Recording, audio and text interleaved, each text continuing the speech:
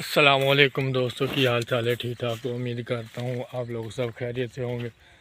जिस तरह के अज सुबह सुबह का व्लॉग मैं तुम्हें दिखाना यार, जैसे ऐसे सुबह सुबह पट्ठे वड्ढन जी।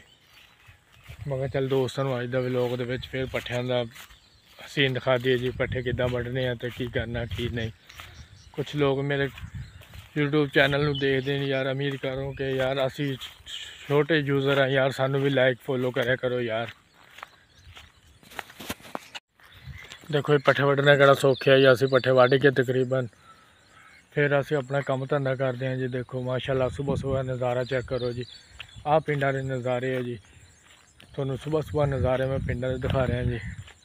माशाल्लाह देखो ये काफ़ी शानदार मौसम है जी। देखो अगर मेरा व्लॉग अच्छा लगे शेयर करना, सब्सक्राइब करना, फॉलो करना यार। कोई वीडियो सुन के जाया करो कि पर आप लोगों को यार अच्छी लगे। आ देखो तकरीबन पट्ठियां का कम असी करते पे हैं। तकरीबन पट्ठे वड्ढ लिया तो अस हम चक्कन वाले हैं। पट्ठे पुट्ठे चक के अस क्या हूँ लैके चलीए जी। तकरीबन जाके नाश्ता करना, नाश्ता नुश्ता करके जी फिर मैं अपने काम पर जाना है। काम तो आके फिर असी तकरीबन पट्ठे पुट्ठा ना करना होंगे।